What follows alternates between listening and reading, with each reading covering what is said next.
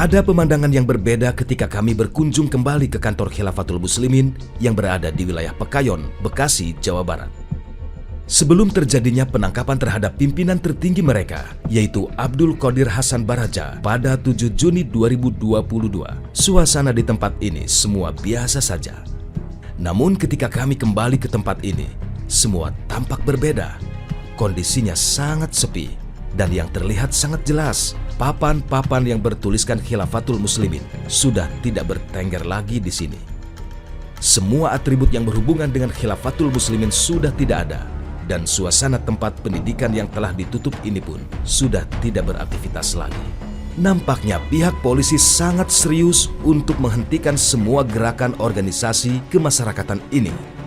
Abu Salman yang sangat ini dipercaya sebagai juru bicara Khilafatul Muslimin tak menampik jika organisasi yang ia diami saat ini masih banyak kekurangan untuk melegalitaskan sarana pendidikan yang dibangun di atas tanah ini. Untuk sementara ini di-off-kan kurang lebih bisa sebulan lah. Dan saya juga berterima kasih kepada aparat setempat karena bukan berarti ini berhenti. Ternyata pihak aparat hanya ingin menyempurnakan legalitas pondok yang kurang sempurna. Dan pondok kita ini secara legalitas sudah ada, hanya kurang sempurna saja. Ustadz tadi sempat mengatakan bahwa dalam waktu kurang lebih 1 bulan ini nanti akan ada penyempurnaan dari pondok pesantren maupun juga pendidikan sendiri. Itu apa yang dimaksud penyempurnaan? Iya, jadi selama ini legalitas yang kita miliki ini cenderung legalitas yang ngambang. Artinya ketika kita bicara izin berjenjang, kita masukkan ke Mendikbud, itu tidak masuk. Kita masukkan ke Kemenak juga tidak masuk. Sehingga akhir ending permohonan saya udah kita masuk kepada pondok pesantren tradisional.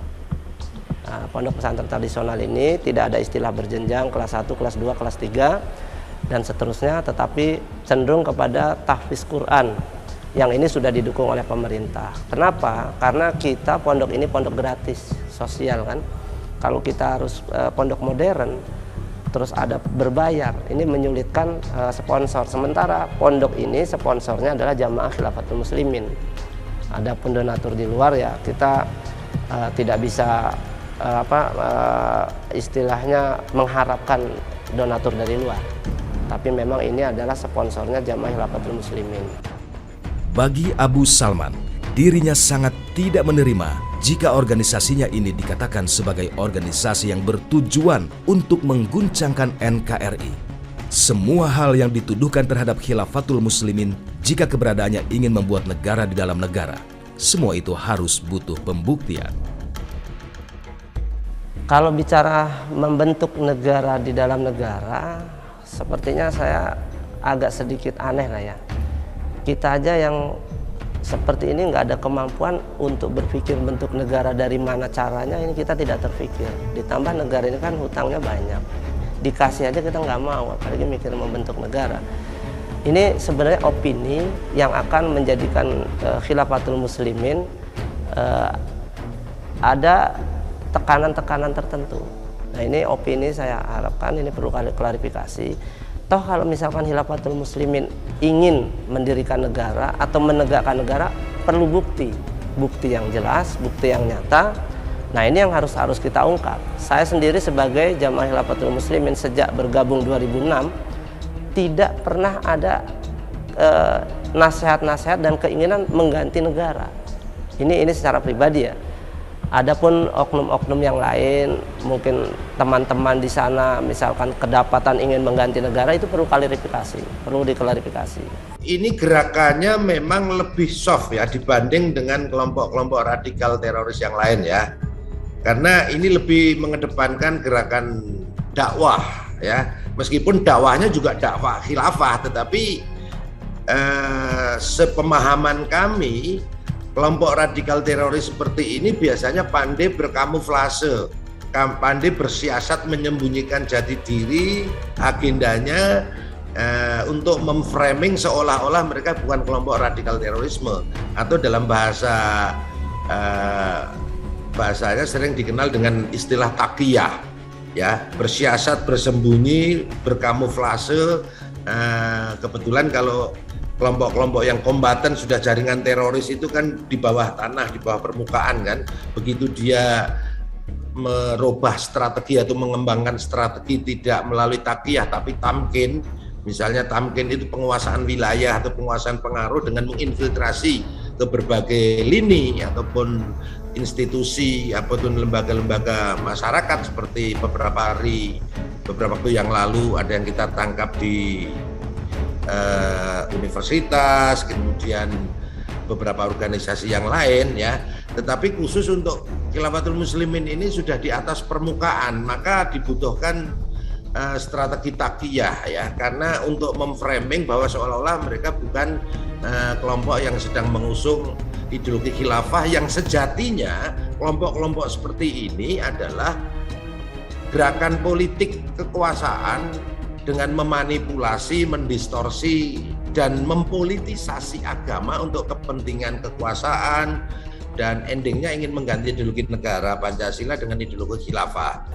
Iya, sebenarnya tanpa perlu ditangkap, mereka cukup diajak dialog saja untuk tidak melakukan konvoi misalnya, ataupun untuk mengubah sistem pendidikan mereka.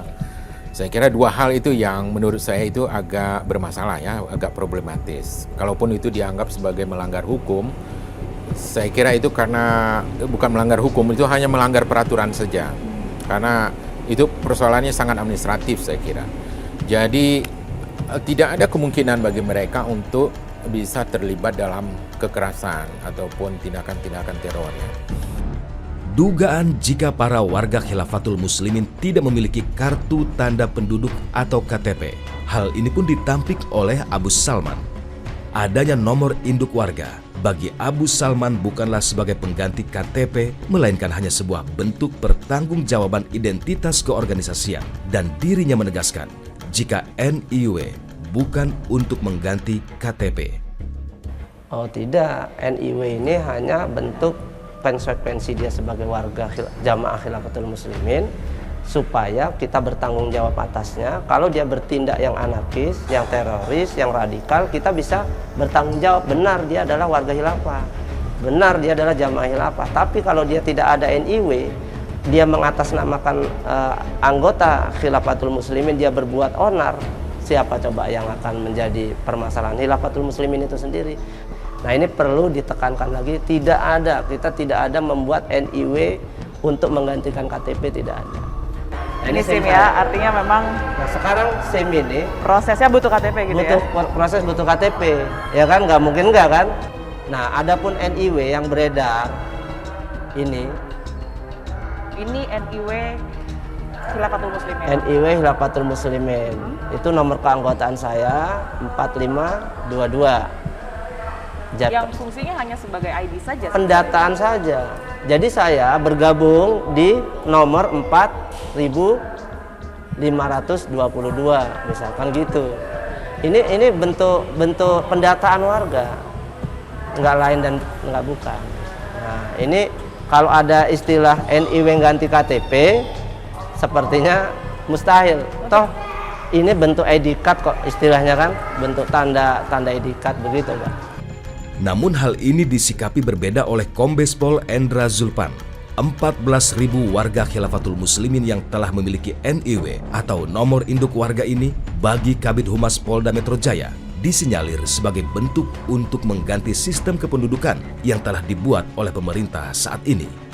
Hasil penyelidikan dan temuan dari Polda Metro Jaya ya, kita telah memiliki data ya, ada 14.000 ya yang terdaftar yang memiliki nomor induk warga daripada ormas ini, yang mana ini sudah mereka masukkan ke dalam sistem kependudukan mereka, yang nanti tujuannya akan menggantikan sistem kependudukan kita yang kita kenal dengan SKPP.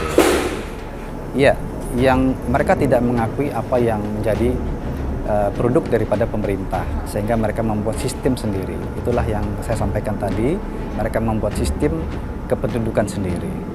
Pembekuan 21 rekening yang terkait aliran dana Khilafatul Muslimin sangat disayangkan oleh Abu Salman. Masih sangat banyak dana yang ada di rekening yang dibekukan dan sesungguhnya masih sangat dibutuhkan oleh tempat pendidikan di Khilafatul Muslimin.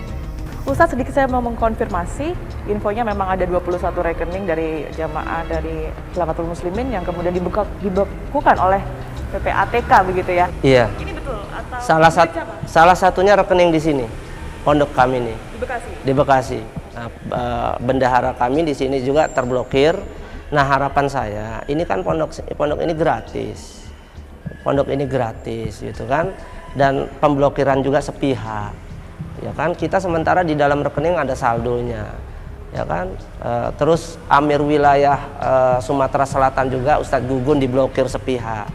Padahal nilai saldonya masih cukup banyak untuk pendidikan. Nah, ini harapan saya pemerintah cobalah jangan terlalu arogansi kepada kami gitu kan, jamaah Khilafatul Muslimin ini yang seperti dipojokkan, bahkan sampai uang yang mungkin nilainya sedikit juga diblokir. Nah, ini kan kita sebenarnya dana ini butuh, ya kan, walaupun nilainya 1 juta untuk pondok pendidikan yang gratis ini butuh buat kami gitu kan.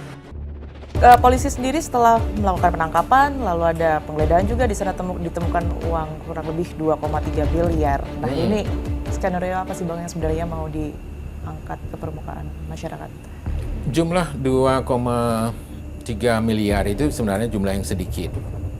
Ya, sedikit. Karena setahu saya mereka itu mampu mengumpulkan lebih daripada itu ya. Walaupun enggak. Dari infak? Ya, dari infak saja. Dari infak dan dari beberapa sedekah yang dikumpulkan oleh bukan anggota mereka.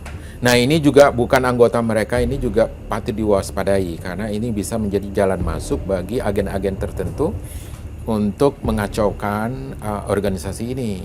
Karena jumlah anggota mereka itu dulu pada tahun-tahun 2003 ketika saya masuk di dalamnya juga, itu jumlah mereka sampai 300.000 orang. Dan setelah adanya ISIS 2014, banyak anggota mereka yang kemudian tergerus dan lari kepada ISIS.